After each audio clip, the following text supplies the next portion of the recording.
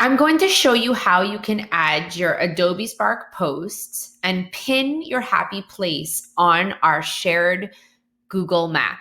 So the first thing you need to do is go to the magnifying glass on the top left corner and choose the place you want to add to. Old Port of Montreal. So I'm going to choose the Old Port of Montreal. You click on that place and automatically it's going to add a pin. Okay. So once it adds the pin, you're going to click where it says add to projects, and you're going to add your name because this is going to show up on the map so we can see whose is whose. So I'm going to add my name. And then you click on edit place.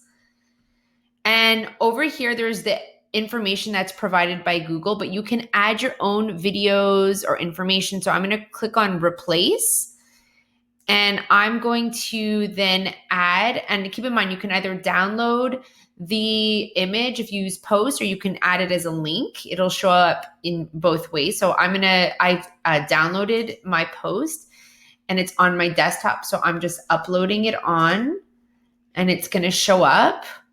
It's being uploaded right now from my hard drive or my computer. And there it is. Okay. And I could add more. I can also, if I was adding a link, I'd be able to add the link from Spark as well. And then in here, you're going to add your description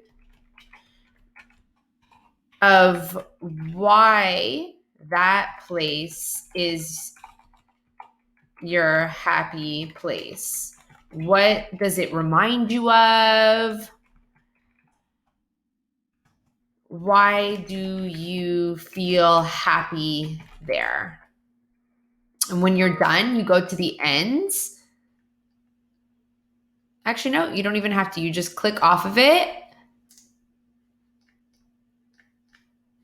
You go back. And then when you're on it and you click, there it is. It'll show up. So you can add as many as you want that way and add your explanation, and then we'll be able to see all of our different happy places on the side collaboratively. Can't wait to see it.